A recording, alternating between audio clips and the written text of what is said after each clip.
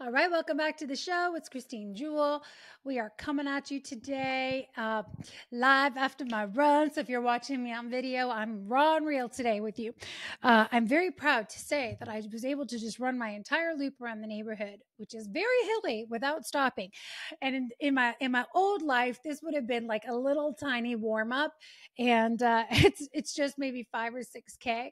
But I have been rehabbing my knee. I've been slowly getting myself back into running. And so I just need a place to celebrate. So I'm just going to celebrate here. Do not despise small beginnings because, man, our body just bounces back so quickly once we start training. I just started training running like maybe 2 weeks ago, and I'm already back to running 5 to 6Ks nonstop and doing hills. So I just want to encourage some of you. Maybe this will be a word of encouragement. This has nothing to do with the podcast today. That if you're starting something and it feels like, oh, I'm just starting at the beginning, or I used to be so much fitter, it's beautiful. Our muscle memory is there. Our body remembers so many things that we want to accomplish somewhere in our lifetime. We already got evidence of that running in our nervous system, running in our body. So don't despise small beginnings.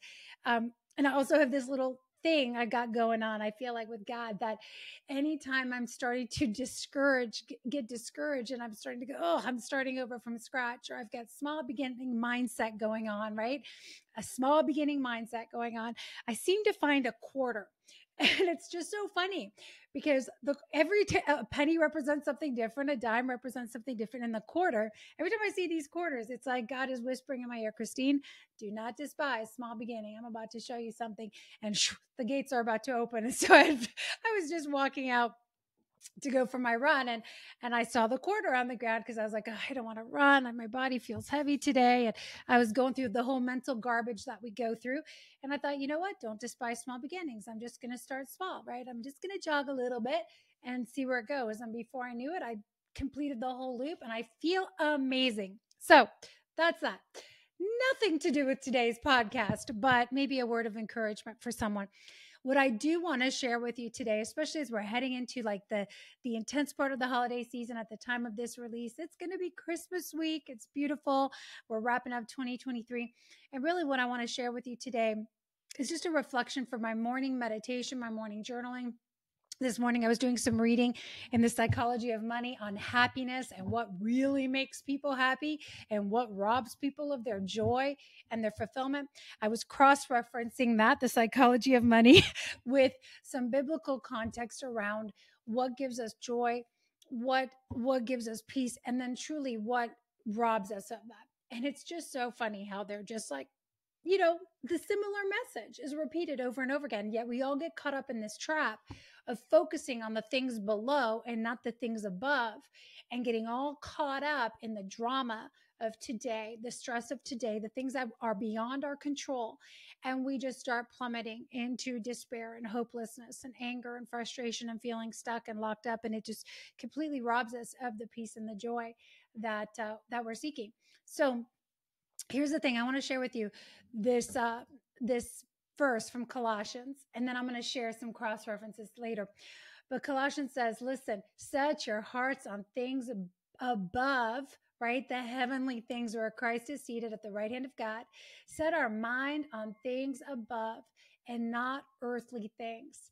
Okay. Set your mind on things above and not earthly things. And there's many different verses around this, but what I love about that is I've been meditating on it, and I've just meditating just means like, you're thinking about it. You're letting it kind of sit. You're letting it marinate. What does that mean?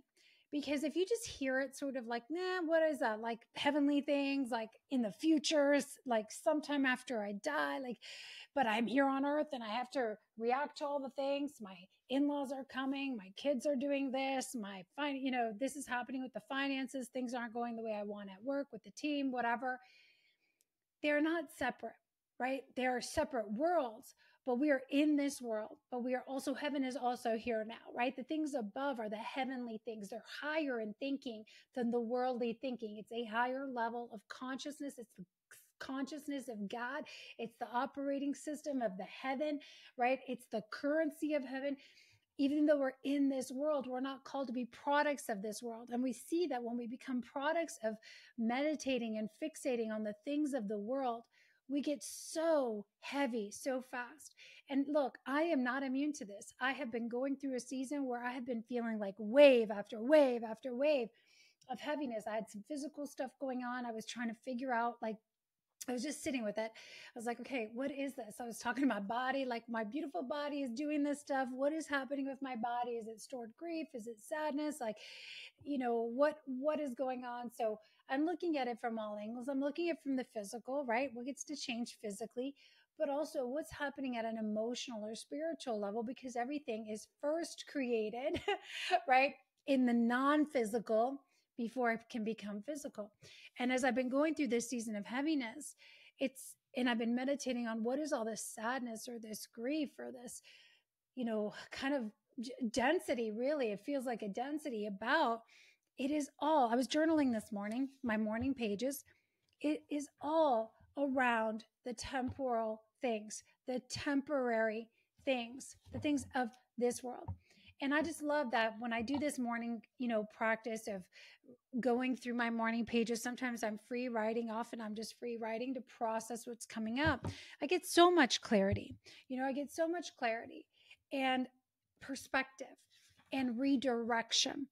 And so I realized that so much of the stuff that was weighing me down, and we know this, we know this cognitively, we get it logically, but to really get this and begin to shift our focus is a completely different thing, right? To really get this and completely begin to adopt a different way of operating throughout the day is a different thing.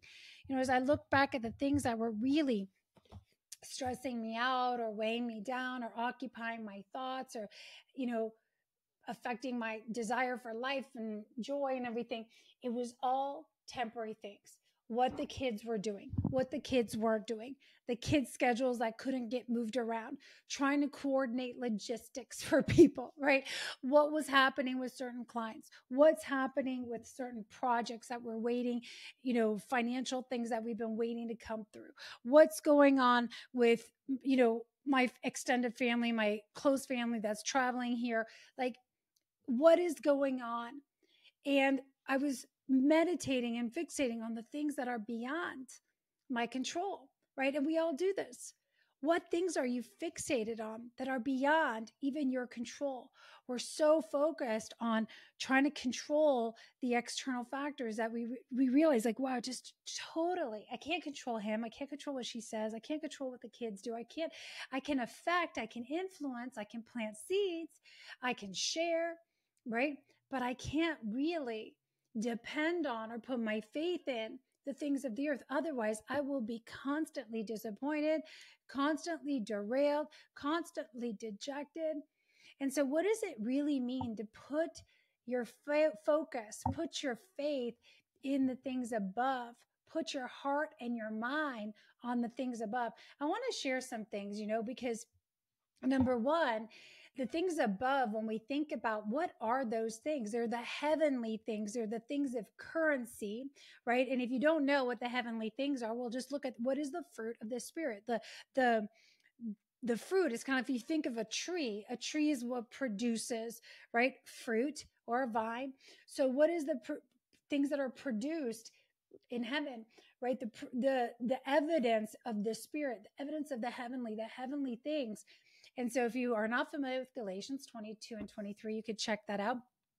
But he talks about what is some of the fruits of heaven. And I want to also extend it to other currency of heaven. But, we know that the fruit of heaven is love. Love, capital L, not little l, not transactional love, not like I'll scratch your back if you scratch mine, not like I'll love you if you show up to my Christmas dinner and you look at me the right way, and not the kind of love that's like, well, do you love me first? I'm staring at my spouse to see if he's saying the right thing about me or to me or doing the right thing before I give him affection. Love, capital L, unconditional, sacrificial, love for others, love as a choice, right? Love as a stance. So as you think about moving through this season, as we focus on things above and not below, who needs our love right now? Who needs love? Period. Right? Some of the people who need love the most are the ones that we think deserve it the least. I want to share this with you because maybe you've got some things coming up this holiday that you don't want to go to, people you don't want to be around. And I'm not here to encourage anyone to sit there and throw yourself in situations you don't want to be in or don't want to be around. But what I do want to bring to light is, are we doing that because we're so focused on what about me? What about me? What about me? Or is there an opportunity for me to bring the love, to be the light, in a dark place for someone? So can I choose love in this moment? And even yesterday, I was in I was in a bookstore, and it was really dark in that bookstore. Not only was it physically dark, but the books everywhere were just really oppressive. They were heavy, they were dense books. Um, there was just a lot of heaviness in the atmosphere. And I don't want to get into politics. I don't want to get into anything, but I felt like there was so much propaganda, so much distortion. And I was watching the people in the place, and in one stance, I started to notice myself get judgmental, like, ugh, get me out of here. I do not want to be in this space, right? Right away. That's where my flesh went. I was like, get me out of here. This is like low vibe, and I don't need to be in this environment. And I heard this whole dialogue, and I felt my body clench up.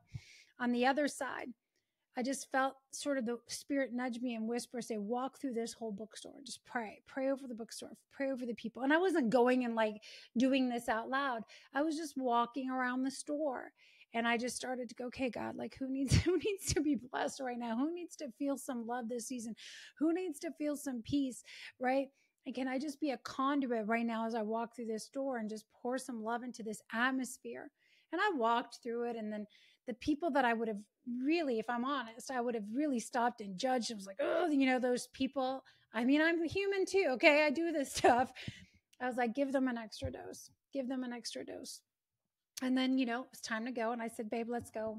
This isn't the place for us to be shopping. We're not going to buy anything here. But we weren't there to shop. We were there to just drop some love into the place. So I guess my takeaway here for you guys is, as we focus on things above, I can walk into that store and be like, oh, there's nothing in here for me. This is a waste of time. Look at these people, look at this stuff. Like, right. I can go down that road, and I can start getting all worked up, and I can start getting all judgmental, and I can give that so much of my energy. Or I can just go, whatever. It was so interesting because even when we were leaving the store, it was pouring rain. It was a total downpour yesterday in North Carolina. And as we walked out, my husband had given me his jacket to put over my head because the rain was pouring, and he pulled the car right up so I could get in. And some other guy just ran out of the store, cuts me off, and jumps in his car before me and starts driving off. And my husband was already in the car, and he was watching this whole thing, and he was sort of aghast, like, did that man just cut you off in the middle of the rain so that he didn't get wet, so that he could jump in his car and run off? And I was like, it's fine, like, whatever. I just was able to release that. And I'm like, I just decided to go, you know what, God, just love on that man, release him. Obviously, who knows what was going on in his life. So I'm just going to release that. But it's so easy for us to get judgmental about people cutting us off, or, not seeing us, or disrespecting me. But really, is it worth it? So fruits of the spirit, love. Who needs some love? Joy. The things above are joy. Like, joy is a state, a deep sense of happiness and contentment. I want to say this too. Joy is a deep sense of happiness. I'm reading The Psychology of Money. By the way, it's a great little read. And there's a chapter on freedom, and he talks about happiness. And anyways, he's talking in this little section here about I hope I'm saying this right, a gerontologist, Carl Pilmer, interviewed 1,000 elderly Americans looking for the most important lessons they learned from decades of life experience. Okay, this is from his book, 30 Lessons for Living. So this man interviews 1,000 elderly people, and here's what he writes. Not a single person out of 1,000 said that in order to be happier, to have more joy, you should try to work as hard as you can to make more money, to buy more things that you want. Not a single one. Not a single person in 1,000 said it was important to be at least as wealthy as the people around you. And if you have more than they do, it's a real success. Think about the earthly things, right? When we focus on the earthly things, is what do they have? What do other people have? The earthly things are jealousy, envy, feeling an insignificant inferiority complex. Because why? Because we're comparing ourselves. Maybe that person has a better relationship. Maybe that person has a better car, a better house, better, whatever that means, right? No one, not a single person said you should choose your work based on your desired future earning power. What did they value were things like quality friendship, being part of something greater than themselves, spending quality, unstructured time with their children, memories, love, connection, joy. 1,000 people, not a single one was, none of those things were focused on the earthly things. It's not interesting, right? And it's like we get this cognitively, we get this logically, but we don't really get it in our body because our nervous system is always hijacked still, right? By everything that's going on around. And we need to constantly, consistently be meditating and pulling ourselves back to grounding ourselves and anchoring ourselves in the truth that is focused on the eternal things. Can I focus on joy now? What brings me joy? I was speaking to a client the other day, and he's going through a squeeze. He's also going through a squeeze. And it was interesting because when he came to me, he said, Christine, I don't know what makes me happy. This was the big problem. And I hear this a lot. I don't know what brings me joy. I know it's not this, this, and this. And usually it's around the work and different things. And as going through a squeeze, I said to him, right now you could choose joy. Right now in this moment, can you choose one thing? What is one thing that brings you joy? Can you connect to that? Is it a song? Is it going for a walk with your child? Is it just meditating on something? Can you choose joy, and can you bring some joy into the atmosphere? Can you find contentment? Joy is a sense of happiness and contentment regardless of what's happening around you. Viktor Frankl in Man's Search for Meaning talks about extensively in that book. That is such a beautiful book. And by the way, if you've not seen the movie Life is Beautiful, which is Italian, it's in Italian, and then it's got the English captions. I speak Italian, so it's very extra dear to my heart.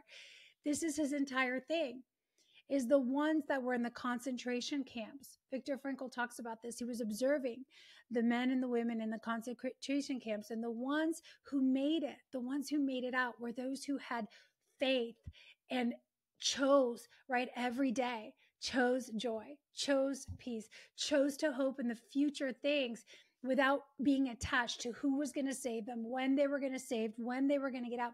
The people who attached themselves to being saved at a certain time by certain people, when that date came and that date went and they didn't come through, then they lost hope. They put their faith, their hope in the immediate things rather than the long-term, saying, one day, I don't know when, but I know that I know, and I can keep going through today. So love, joy are the things above our peace. Again, peace is a sense of inner tranquility, internal harmony, and a sense of well-being. And again, we can have peace in the midst of storms. We can choose peace in the midst of chaotic situations. It's like we can be the quiet in the storm. And it's a sense, it's a state. All of these things, again, why they're heavenly things is that they're states of being, right? So peace, mental peace. I choose peace. That's why we're told over and over again, protect our peace, choose peace, create peace, work together for the unity of peace instead of strife. Strife is like fighting and division and dissension, and people are fighting. And I want to drop this in here because I know we're going through this season where we can get so hijacked and we can lose our joy because somebody grumpy and AKA what we would call toxic walks in the room, and all of a sudden we allow that person to be the thermometer or the thermostat for everyone in the room instead of us choosing to hold the state of peace, hold the state of joy, hold the state of love. I don't love you because you deserve love. I love because that's what love does, right? I don't bring joy because you are the one who's making me happy. I bring joy because I am a conduit of joy. I am a vessel of things above. So as you think about this, start really asking yourself, am I still dependent, putting my faith in the things that are seen? Or am I putting my faith in the unseen? Because you could see joy on someone's face. You could see smiling, you have a physical manifestation of these things, but really they're intangibles, right? They're eternal things. Kindness Is it a level of compassion and benevolence towards others? Sometimes we get so stuck in these loops of feeling what everyone else feels, and we can get really weighed down. And I've said this many times on the podcast, but those of you who say, well, I'm highly sensitive, I'm empathetic, I just take everybody's stuff on, that will immobilize you from actually moving forward and actually taking action from a place of compassion and peace. You'll be taking reactive action, fretting, anxious, that you're trying to save everyone. Kindness just says, you know what, I want to do something loving for you just because. And then you release it. You're not because you're carrying the weight of the world on your shoulders. What other heavenly currency is there, right? The things above. If we're focused, what can I do that is kind? Can I extend a kind word? Can I extend a kind gesture? Maybe it's just touching somebody on the back. Can I just do one act of kindness, right? Random acts of kindness. Like they're just like deposits. They're like heavenly deposits, right? What about patience? We know that, right? Patience is a fruit of the spirit. Patience is a heavenly language. It's a heavenly currency. So can I be patient with someone who is moving a little slower? You know, I've tested with this with my mama. I love my mama. She's so amazing. She lives with us. She has a different pace than I do, you know, and sometimes I find myself, you know, like, Mom, speed up. But how, like, am I going to really get triggered in the physical because she's not moving as fast? She has a different way to move. You know, her way is unique to her, and she makes little love deposits in her own pacing. So where can we practice a little bit more patience with our spouse, with our in-laws, with our own parents, with our children this season? Maybe we need to practice some patience with ourselves. I know that I am super guilty so often of being really hard on myself. And in fact, Mark and I had this conversation yesterday. We were having some lunch and we both realized like we had been cracking the whip pretty hard on ourselves. And you know what happens when you start cracking the whip hard on yourself? You start being hard on everybody else. So we were like, okay, we have got to release the whip. I don't know what happened. We started getting heavy. We started cracking the whip on ourselves. I know exactly what happened. We started to focus on earthly things, temporal things that weren't happening fast enough, right? Whatever that is, projects not happening fast enough, money not coming in fast enough, people not responding to your emails or your texts fast enough, your kids not doing something the way you want them to, your mom not moving fast enough, you having to slow down to explain or train someone on something. Pay attention, because when we do that and we're getting all agitated, we are focusing on the earthly things. So we're just going to go through a couple more. Goodness, right? What is good? What is moral? What is in alignment with the values, right? Are we focusing on moving from a place of being in integrity and in alignment and in the right place with our values? Or again, are we fixated on the earthly things, the superficial, the temporal things, like in this book, The Psychology of Money, what the neighbors have, what so-and-so has, the job I didn't get, the job I do want, the project we didn't, the client that didn't close, whatever? Or are we focused on, and then we compromise. Sometimes we compromise our values, right? Because we're still trying to chase those things. What does it look like when we're living truly in alignment with our values? That is another indication of happiness, is alignment. When people are in integrity, they're living a life that is a yes to the things they value.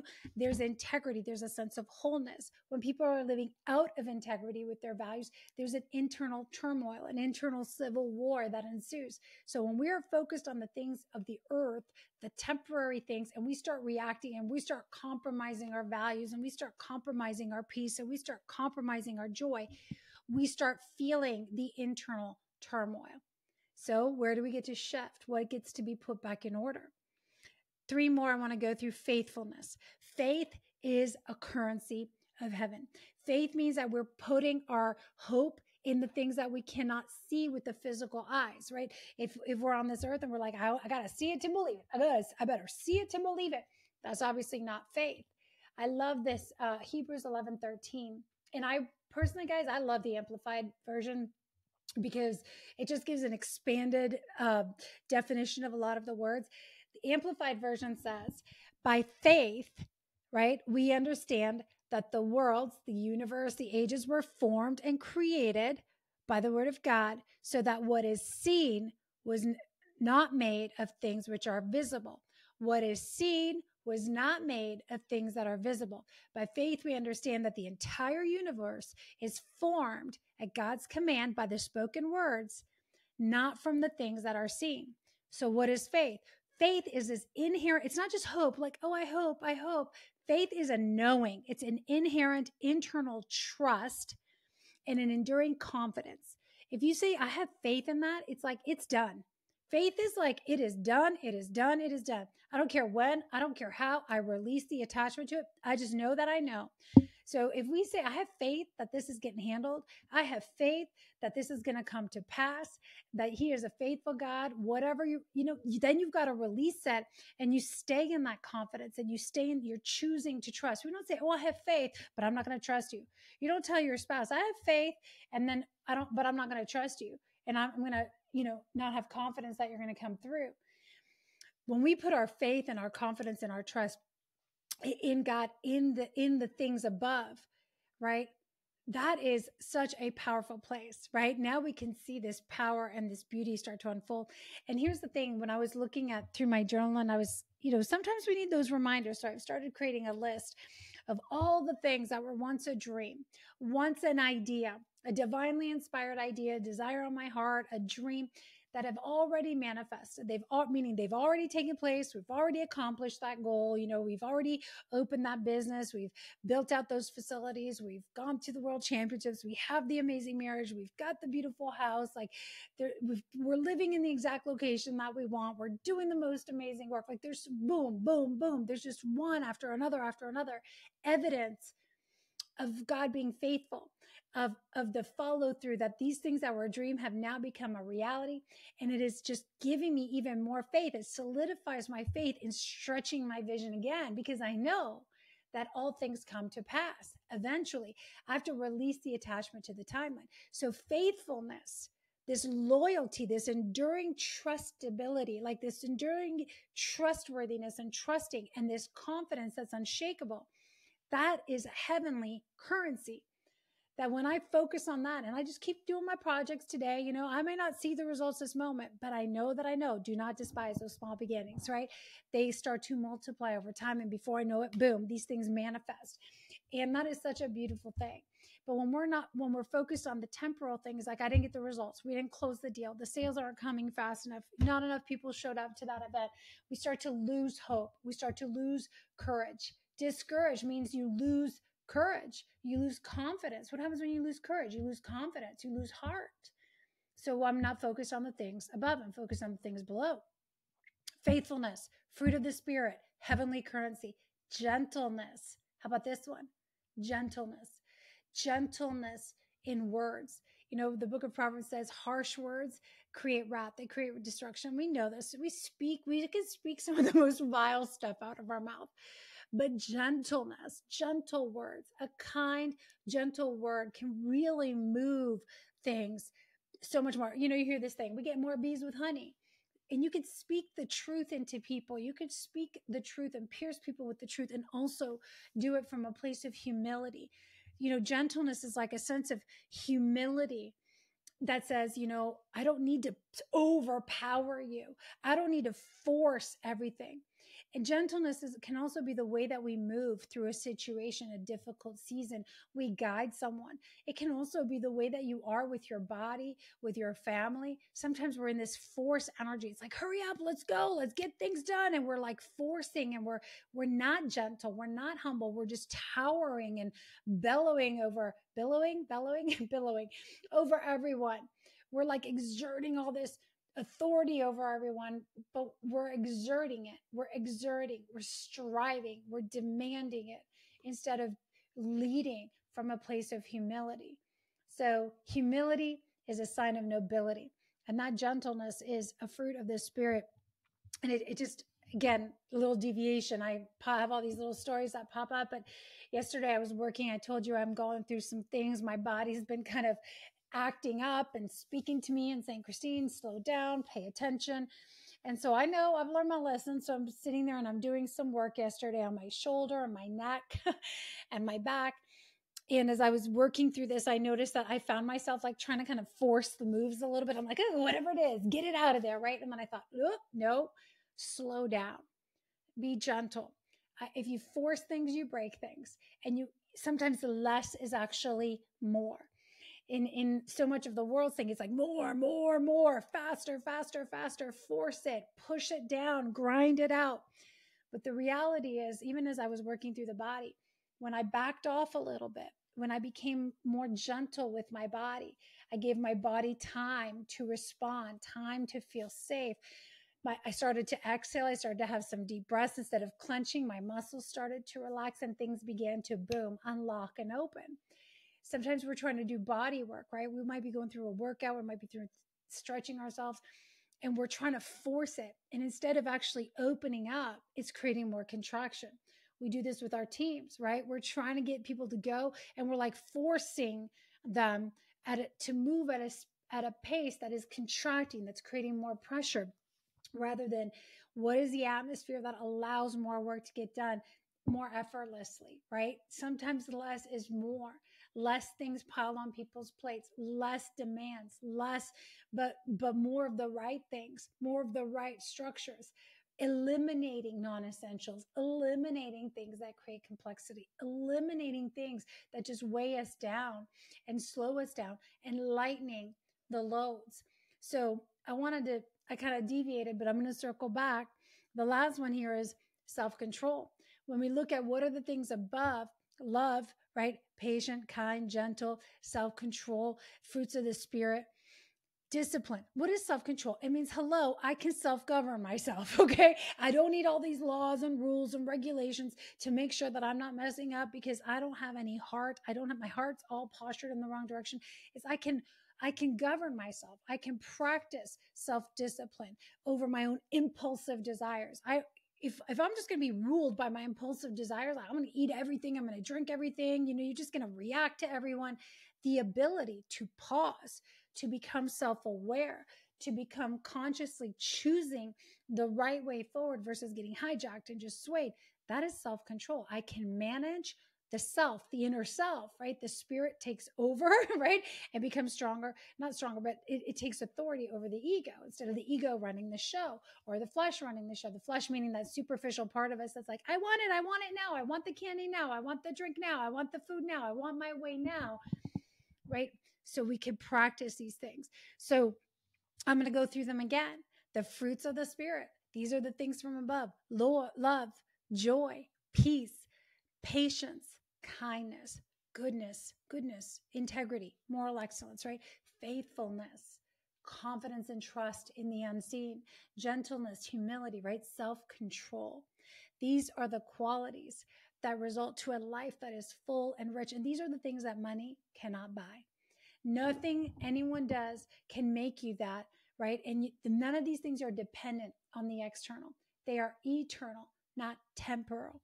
So I just want to invite you today to consider, what are the things that I've been fixated on? What are the things that I'm fixating on right now as I go into this season? Because a lot of our suffering comes by being fixated on the earthly things, the external things that we cannot control, right?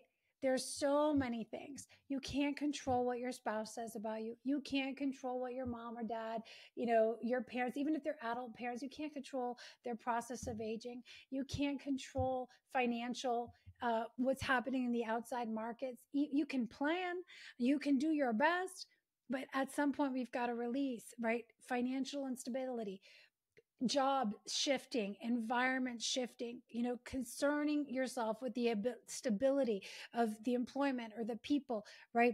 Health issues. We can do much to get our bodies in order, but at the end of the day, I do my part, and then I have to trust, I have to put faith, right? That my body is this beautiful self-healing machine. And as I keep doing the things, I'm just going to continue to love on my body. I'm going to continue to be patient with my body. I'm going to continue to be kind to my body, right? I'm going to continue to infuse my body with lightness, joy, laughter, dance, right? I was running around the block like that. I was pouring in the sunlight, oxygen, instead of getting denser and heavier, right? But there's certain things that you can control, and there's things you can't control. You can't control your relationships, right? You can do your part. You can choose how you show up. You can choose the words that you speak into them. You can choose what you say yes and no to. But when these things start taking over you, pay attention to what you're depending on.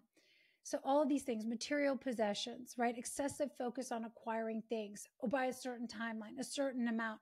Again, Psychology of Money in that book, he says those are not the things. When people are interviewed at the end of their life, they're not the things that say made them the happiest, right?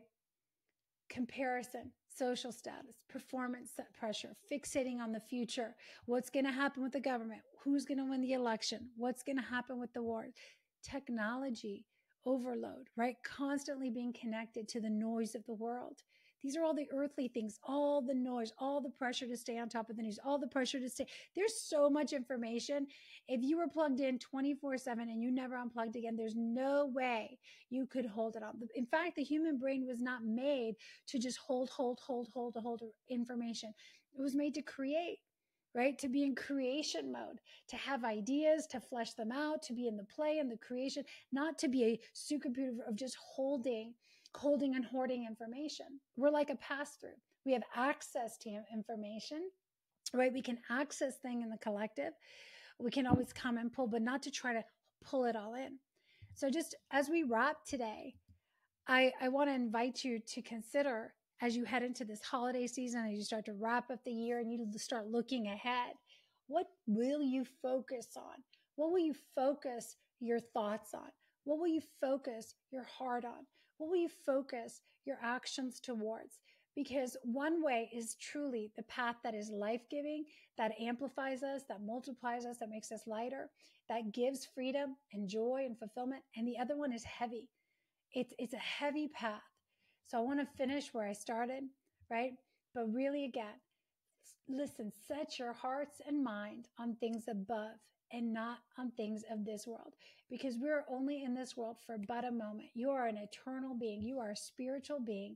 You're having a human experience. You're in this world, but you're not of this world. So fixate on the things from your true home, which is the heavenly home, right? And be a vessel to bring those things onto this earth right here, right now. You guys, I want to thank you for joining me today. I hope today left a word of inspiration, motivation, just lightened for some of you the load that you've been carrying. I'd love to hear from you. Make sure that you leave a 5-star review on iTunes or Spotify or whatever you're tuning into, and share this with a friend. As always, this is how we grow this message. Who needs to hear this message today? Pass this message on to them.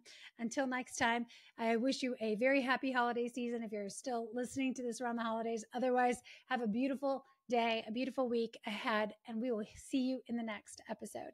Bye for now.